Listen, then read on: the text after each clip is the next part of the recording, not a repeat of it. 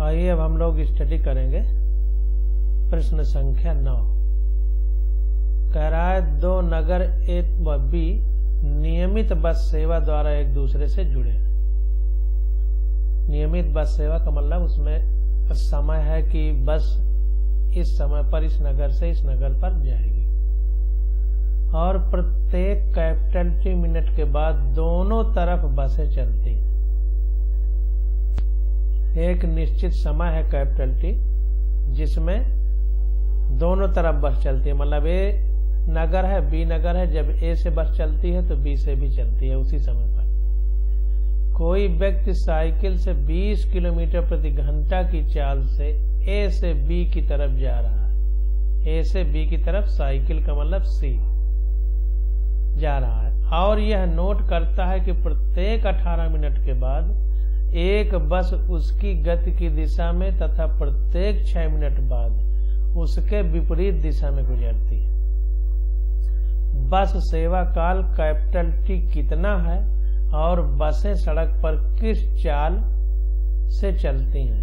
चाल को स्थिर मानना है, मतलब उसमें कोई त्वरण नहीं है। तो कह रहा है कि दो शहर हैं, दो नगर हैं ए और बी, और इससे दो गाड़ियां, ये देखिए थोड़ा गलत लिख गया है, ये VA होना चाहिए और ये VB। तो नहीं, दोनों VB हैं इसलिए कि दोनों की चाल समान है। चाल समान है, ए नगर वाली बी नगर वाली, दोनों बसों की चाल समान है, इसलिए B का मतलब बस, बस से मतलब है, शहर से नहीं। B का मतलब बस से, और दोनों की चाल समान है इसलिए VB माना है दोनों को। तो A और B दो नगर हैं, तो VB बसें चलती हैं और एक समय कैपिटल T पर चलती हैं। जब A से कोई बस छूटती है तो B से भी छूटती है। अब साइकिल से कोई व्यक्ति जा रहा है जिसकी चाल VC है और वो ये देखता है साइकिल से जाते समय कि प्रत्येक 18 मिनट के बाद एक बस वो जिधर जा रहा है उधर की ओर निकलती है और विपरीत दिशा में उसके 6 मिनट के बाद बस निकलती है। तो कह रहा है कि बस कितने समय पर छूटती है और बस की सड़क पर चाल कितनी है, और चाल स्थिर मानना है, मतलब उसमें त्वरण नहीं है। तो इसको देखते हैं। साइकिल सवार की चाल 20 किलोमीटर प्रति घंटा है। हमसे क्वेश्चन में कह रहा है एक व्यक्ति साइकिल से 20 किलोमीटर प्रति घंटा की चाल से ए से बी की ओर जा रहा है। ए से बी की ओर ये तीर का निशान बता रहा है कि बी की तरफ जा रहा है। अब देखिए, साइकिल सवार की चाल 20 किलोमीटर प्रति घंटा हो गई। अब जब बस साइकिल सवार की गति की दिशा में गुजरती है, यानी ए से बी की ओर जब बस गुजरती है, तो बस की साइकिल सवार के सापेक्ष चाल। तो बस की चाल निकालना है तो पहले लिखेंगे, सापेक्ष निकालना है साइकिल के तो उसको बाद में लिखेंगे। तो V बस माइनस V साइकिल हो गई, यानी VB माइनस VC। तो बराबर हो गया VB माइनस साइकिल की चाल इधर 20 किलोमीटर प्रति घंटा। अब बस साइकिल सवार को प्रत्येक 18 मिनट में मिलती है। अब इधर वाली जो बस है, इधर चलने वाली, उसकी तरफ जो जा रही वो प्रत्येक 18 मिनट में मिलती है। इस समय अंतराल में बस द्वारा साइकिल के सवार के सापेक्ष तय की गई दूरी। अब जब 18 मिनट में उसको बस मिलती है तो इस समय अंतराल में बस द्वारा साइकिल सवार के सापेक्ष तय की गई दूरी कितनी है। तो VB माइनस VC गुणे दूरी, चाल बराबर दूरी बटे समय, तो चाल बराबर दूरी बटे समय, तो दूरी बराबर चाल गुणे समय। तो चाल सापेक्ष चाल ये हो गई और ये हमारा 18 मिनट में गुजरती है, तो 18 मिनट बटे 60 का भाग दे देंगे तो सेकंड हो जाएगा। ये देखिए किलोमीटर गलत लिखा है, ये मिनट होना चाहिए, मिनट। अब ये आ गया समय अंतराल जिसमें बस द्वारा साइकिल सवार के सापेक्ष तय की गई दूरी जब बस 18 मिनट में मिलती है। तो 18 बटे 60 कर दिया तो मिनट को सेकंड में बदलने के लिए किया। अब प्रत्येक दिशा से बस t मिनट बाद चलती है। अब प्रत्येक दिशा से बस क्या होती है, कैपिटल T मिनट बाद चलती है, जैसा क्वेश्चन में हमको बताया गया है। इसलिए बस द्वारा t मिनट में तय की गई दूरी, तो बस द्वारा t मिनट में तय की गई दूरी मतलब चाल बराबर दूरी बटे समय, तो समय बराबर चाल गुणे दूरी।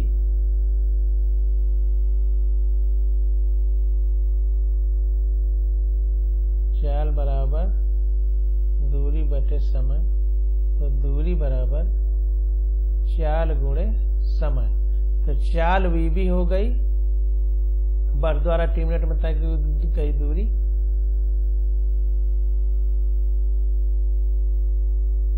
क्योंकि प्रत्येक बस t मिनट में गुजरती है। तो वीबी गुणे t बटे 60। अब मिनट को सेकंड में बदलने के लिए, तो ये दूरी इतने किलोमीटर हो गई, ये भी सही है। ये इस दूरी को जो d निकाल रहा है इसके लिए ये किलोमीटर लिखा है, इसके लिए किलोमीटर। हमने इसको सोचा था कि ये मिनट है, बते 60 करेंगे तो सेकंड, तो इसके लिए किलोमीटर है, इसका मतलब सही है। तो यहाँ पर मिनट नहीं होगा, किलोमीटर ही होगा। तो ये हमारी बस द्वारा t मिनट में तय की गई दूरी, क्योंकि हर t मिनट में बस छूटती है। तो d बराबर वीबी गुणे t बटे 60 हो गया। अब देखिए हमने दो चीजें निकाल ली कि बस द्वारा साइकिल सवार के सापेक्ष चली गई दूरी, बस द्वारा साइकिल सवार के सापेक्ष चली गई दूरी, और t मिनट में चली गई दूरी, क्योंकि t मिनट बाद बस प्रत्येक दिशा से चलती है, तो t मिनट में तय की गई दूरी। तो ये दोनों दूरियां हैं, तो दोनों को बराबर कर देंगे। इसलिए समीकरण 1 तथा 2 से ये बराबर ये होगा, क्योंकि दोनों ही दूरियां हैं। तो ये बराबर ये हो गया। तो यहाँ पर इसको सॉल्व करेंगे तो 60 से 60 कट जाएगा, और ये इधर जाएगा तो बटे में चला जाएगा, तो वीबी गुणे टी, और इधर आएगा तो बटे 18, तो वीबी माइनस 20 बराबर वीबी गुणे टी बटे 18 हो जाएगा।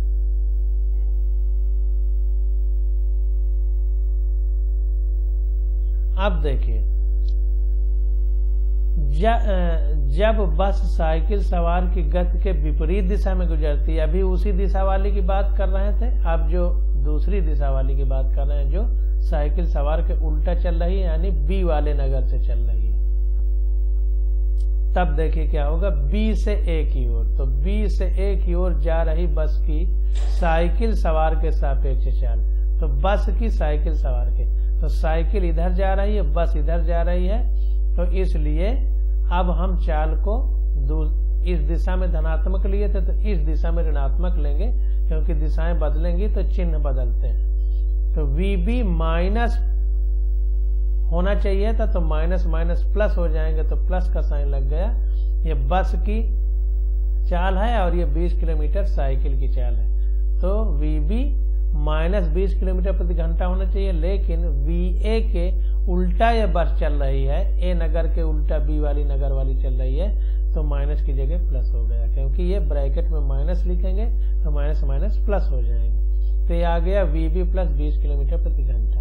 अब बस प्रत्येक 6 मिनट में साइकिल सवार से होकर गुजरती है, उसमें 18 मिनट में उसी दिशा में जाती थी, ये विपरीत दिशा वाली है, तो जल्दी पास आ जाएगी, तो ये 6 मिनट में गुजरती है। अतः इस समय अंतराल में बस द्वारा साइकिल सवार के सापेक्ष तय की गई दूरी, जैसे ए में किए हैं बिल्कुल वैसे करेंगे। तो वीबी अब यहाँ पर प्लस है तो प्लस हो जाएगा, और 6/60 हो जाएगा इस मिनट को सेकंड में बदलने के लिए, क्योंकि 1 मिनट बराबर 60 सेकंड होता है, तो 60 का भाग देंगे, तो भाग दिए। अब बस द्वारा टी मिनट में तय की गई दूरी वीबी गुणे टी बटे 60, जैसा पहले था वैसे अब होगा। अब इस समीकरण में ये भी दूरी है, ये भी दूरी है, तो दोनों को बराबर कर देंगे। तो समीकरण 4 तथा 5 से वीबी प्लस 20 गुणे 6/60 बराबर वीबी गुणे टी बटे 60। तो ये सॉल्व करने पर 60 कट जाएगा, ये 6 इधर जाएगा, तो वीबी गुणे टी बटे 6 हो जाएगा, इधर केवल वीबी प्लस 20 बचेगा। अब समीकरण 6 को समीकरण 3 से भाग देने पर, अब ये समीकरण जो 6 है इसमें समीकरण ये जो 3 है इससे भाग दिया जाएगा। अगर भाग दे देंगे हम, भाग करने पर, तो VB + 20 समीकरण 6 है और VB - 20 समीकरण 3 में है। अब VB + 20 बराबर 18/6 हो जाएगा, जैसा हमने सॉल्व किया था। 6 3 18 हो जाएगा। अब VB + 20 बराबर 3VB - 60 हो जाएगा, यानी 2VB बराबर 80, यानी VB बराबर 40 किलोमीटर प्रति घंटा। यानी बस जो है 40 किलोमीटर प्रति घंटा की चाल से चल रही है और दूसरे शहर तक पहुंचने में कितना समय लगेगा तो उसको देख लेते हैं। तो VB का मान समीकरण 6 में रखने पर, VB का मान इस समीकरण में रख देगा तो T की वैल्यू निकल आएगी। तो मान रख दिया इसमें, समीकरण 6 में VB का मान रखा तो VB हमारा 40 आ गया है। तो 40 + 20 बराबर VB 40 है, 40 प्लस गुणे T/60, तो 60 गुणे ये इधर चला जाएगा तो 40 20 60, तो 60 गुणे इधर चला जाएगा तो 60 बराबर 40 गुणे T, तो T बराबर 6 × 36 360 बटे ये इधर जाएगा तो बटे 40 हो जाएगा, बराबर 4 × 9 = 36 0 0 कट जाएगा। तो 9 मिनट आ गया। तो 9 मिनट में कार दूसरे शहर तक पहुंचेगी और वो बस किस चाल से चल रही है? 40 किलोमीटर प्रति घंटे की रफ्तार से चल रही है। यहाँ पर थोड़ा ध्यान देना है कि ये जो हमने 6 मिनट फिर इसमें 60 का भाग दे दिया, तो हमने बताया था कि इस 6 मिनट को सेकंड में बदलना है, जबकि ऐसा नहीं है, इसको घंटे में बदल रहा है। क्योंकि इसको देखना है 6 मिनट है, अब इसको अगर सेकंड में बदलना है तो 1 मिनट में 60 सेकंड होता है, तो 60 का गुणा करेंगे तब 360 सेकंड आ जाएंगे 6 मिनट में। जबकि 60 का भाग दिया है तो इसको घंटा में बदला है, मिनट को घंटा में, हमने गलती से सेकंड बता दिया है, तो इसको ध्यान देना है, घंटा में बदल रहा है। इसीलिए जो हमारा आंसर आया है वो किलोमीटर प्रति घंटे में आया है। और यहाँ पर जो समय है ये T जो है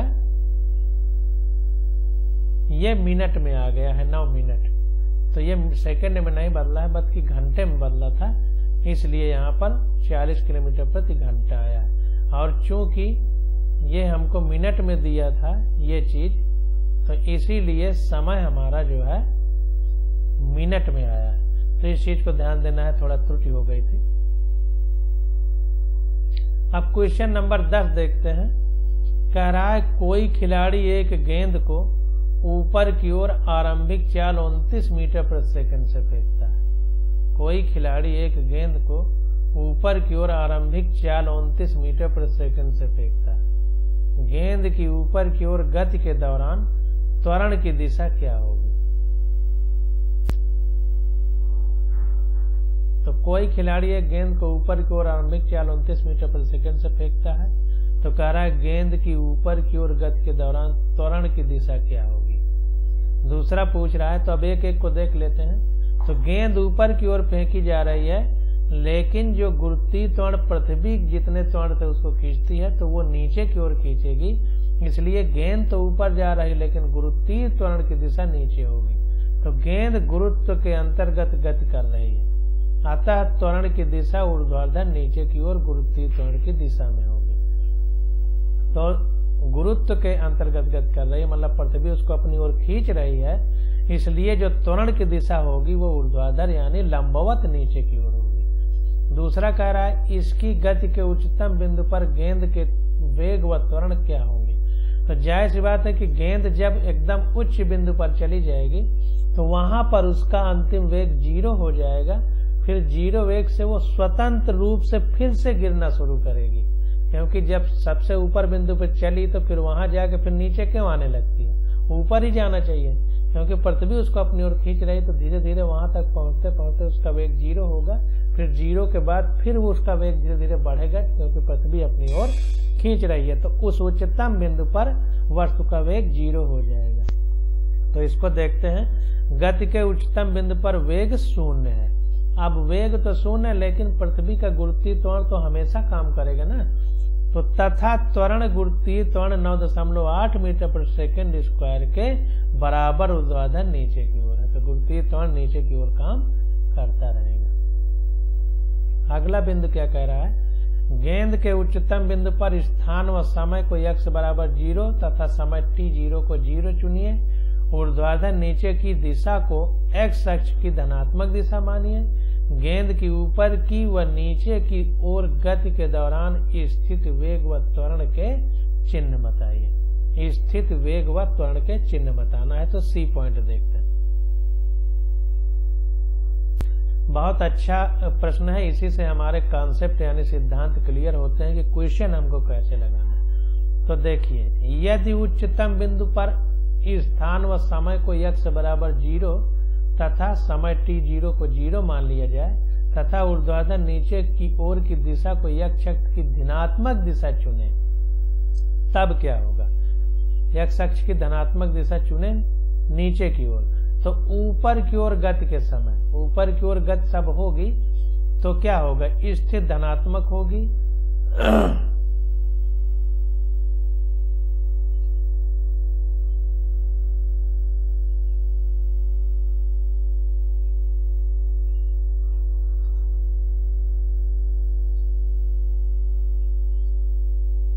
ये हमने ग्राफ खींच लिया। अब कह रहा है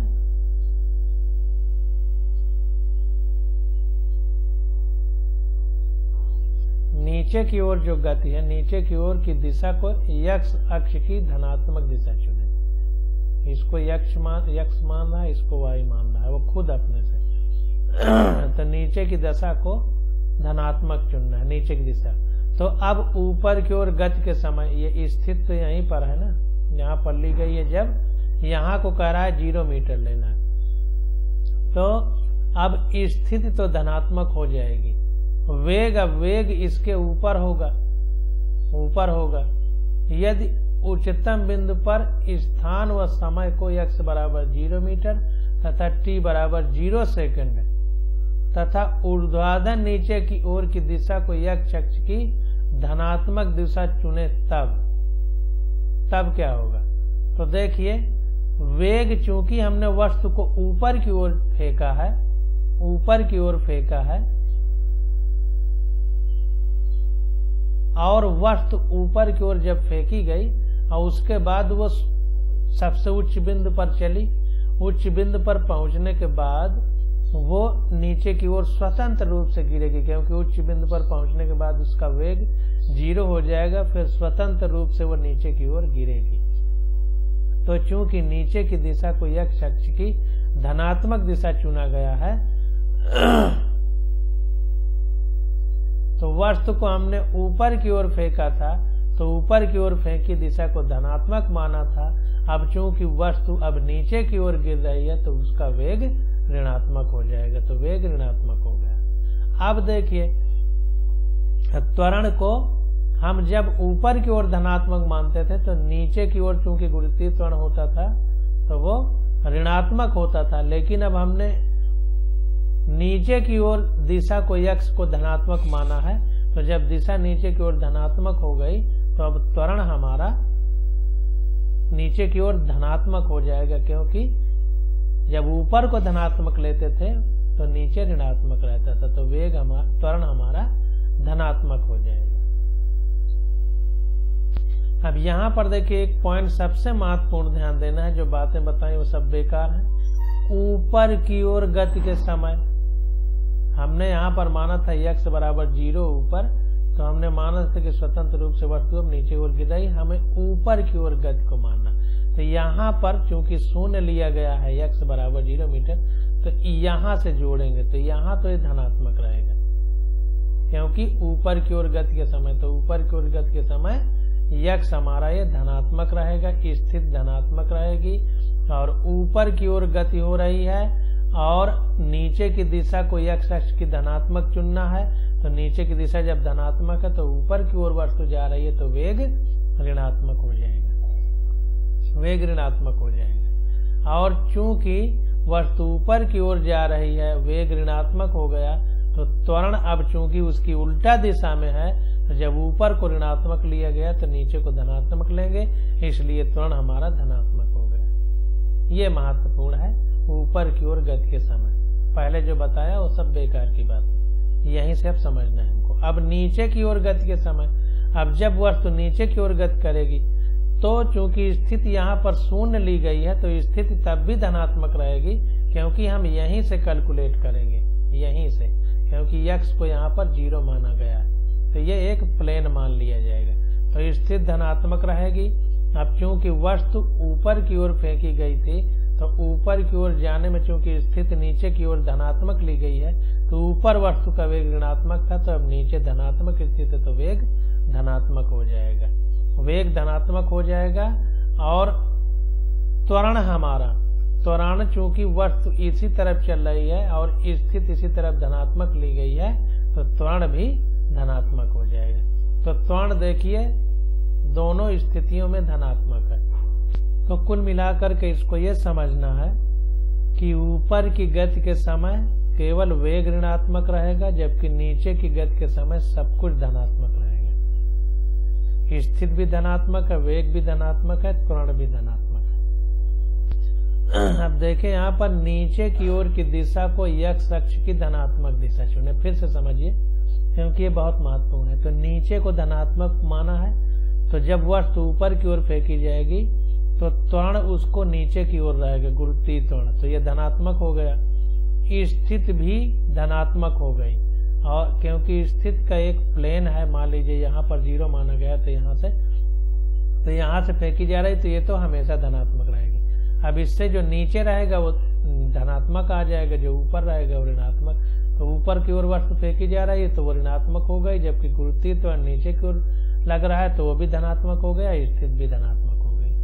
अब जब यही वस्तु नीचे की ओर आएगी तो जो वेग था उसका ऋणात्मक, अब वो नीचे की ओर आ रही है तो नीचे की ओर स्थित हमने धनात्मक ली है तो ये भी धनात्मक हो जाएगा। त्वरण भी नीचे की ओर लग रहा है तो वो भी धनात्मक हो जाएगा, और स्थिति तो धनात्मक है ही, तो सारी चीजें धनात्मक हो जाएंगी। तो इन चीजों को ध्यान में रखना।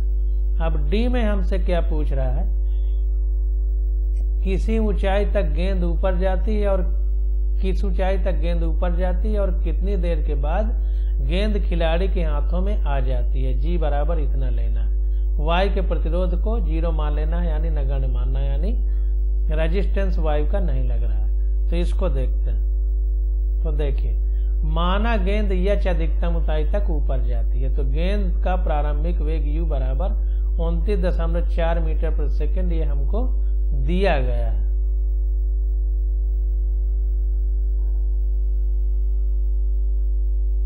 उनतीस मीटर प्रति सेकंड से फेंकता है। 29.4 होगी आरंभिक चाल, थोड़ा त्रुटि होगी या तो यहीं लिखने में त्रुटि हो गई होगी। तो प्रारंभिक वेग 29.4 मीटर प्रति सेकंड है, गुरुत्वीय त्वरण 9.8 मीटर प्रति सेकंड स्क्वायर होता है, हमको पता है। अब अधिकतम ऊंचाई पर गेंद का अंतिम वेग कितना हो जाएगा, 0 हो जाएगा, क्योंकि उसके बाद वो 0 वेग होगा, फिर नीचे की ओर गिरेगी, धीरे धीरे वेग बढ़ेगा, क्योंकि पृथ्वी सब वस्तुओं को अपनी ओर खींचती है। तो v बराबर 0 हो गया। अब गति के समीकरण देखिए, u दिया है, v दिया है, g दिया है, और हमको से ऊंचाई h पूछ रहा है, तो ऐसा समीकरण लगाना है जिसमें सब चीज हो। तो v² बराबर u² माइनस 2gh गति का तीसरा समीकरण है, और इसमें v भी दिया है, u भी दिया है, h भी दिया है, गुरुत्वीय त्वरण g भी दिया है। तो अंतिम वेग जब ऊपर जाएगी, वस्तु ऊपर से लौटेगी, तो अंतिम वेग 0 हो जाएगा। तो 0 बराबर प्रारंभिक 29.4 का स्क्वायर माइनस 2g हमारा 9.8 है, h हमको निकालना है। तो h हमारा आ गया 44.1 मीटर साल करने पर। अब देखिए हमको कितने समय में पहुंचेगी, तो समय निकालना है। तो ऐसा फार्मूला लगाना है जिसमें अंतिम वेग, प्रारंभिक वेग, गुरुत्वीय त्वरण, समय सब हो।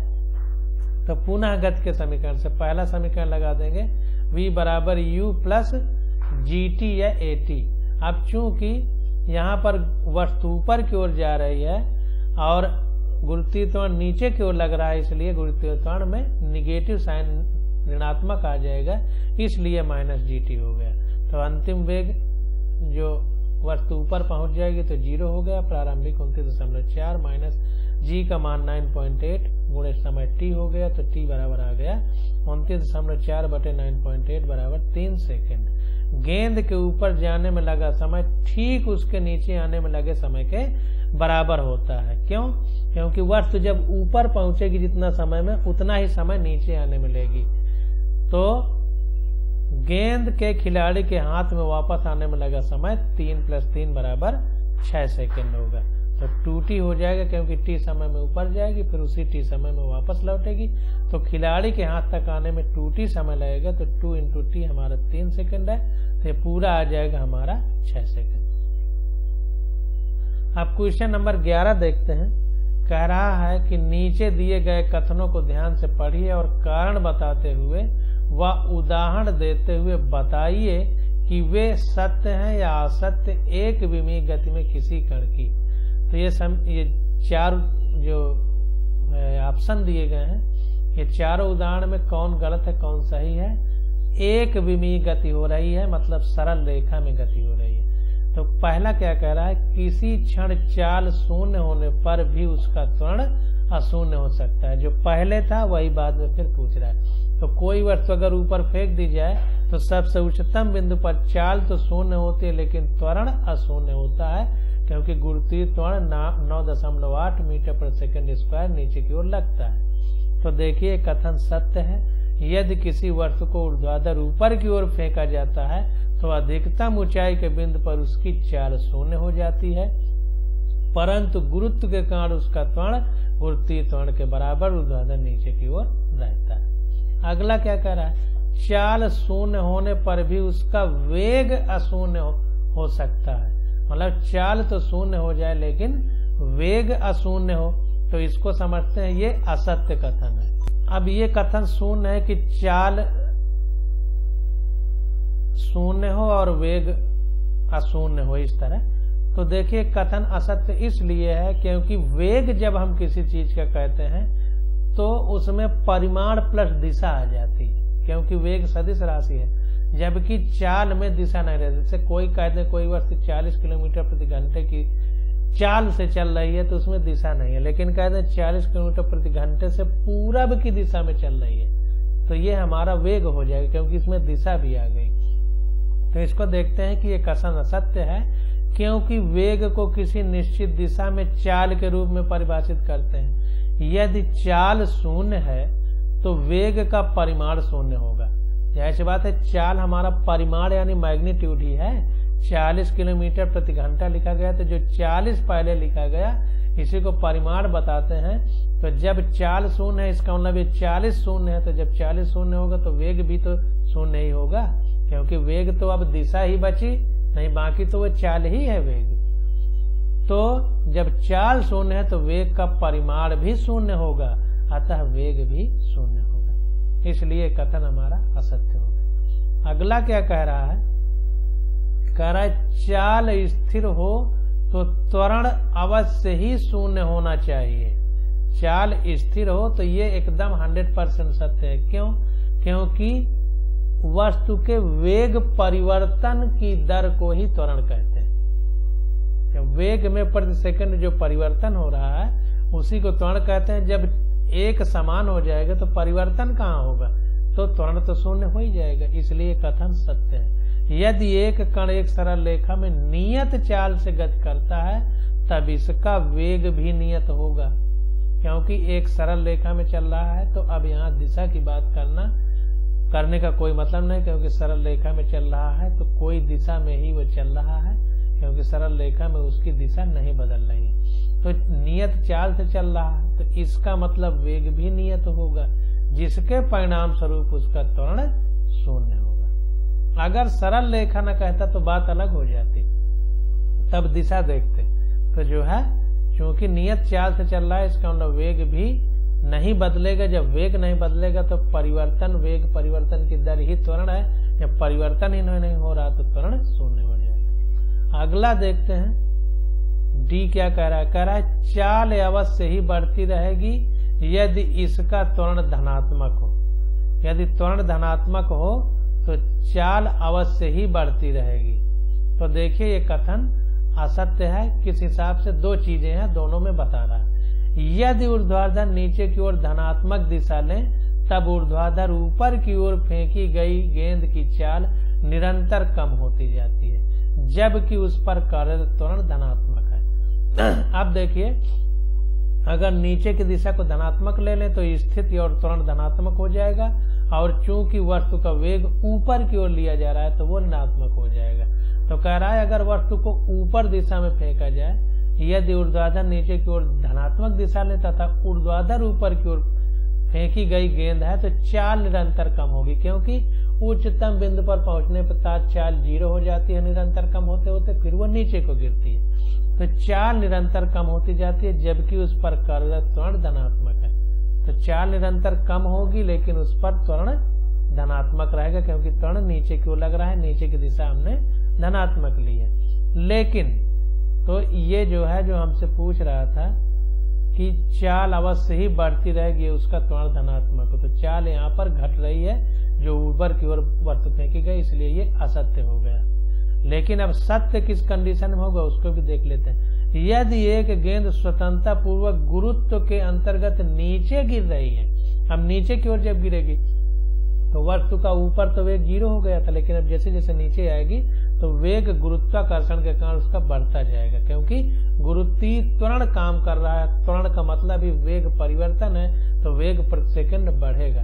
तो नीचे की ओर गिरेगी तब त्वरण धनात्मक है, त्वरण भी धनात्मक है तथा गेंद की चाल भी निरंतर बढ़ रही है, गेंद की चाल भी बढ़ रही है, तब इस कंडीशन में ये सत्य हो जाएगा। तो मतलब ऊपर चलेगी तो ये कथन गलत है कि वेग जो है बढ़ता रहेगा और त्वरण धनात्मक होगा, लेकिन जब नीचे की ओर गिरेगी तो ये सत्य हो जाएगा, क्योंकि वेग बढ़ता रहेगा और त्वरण भी हमारा धनात्मक होगा।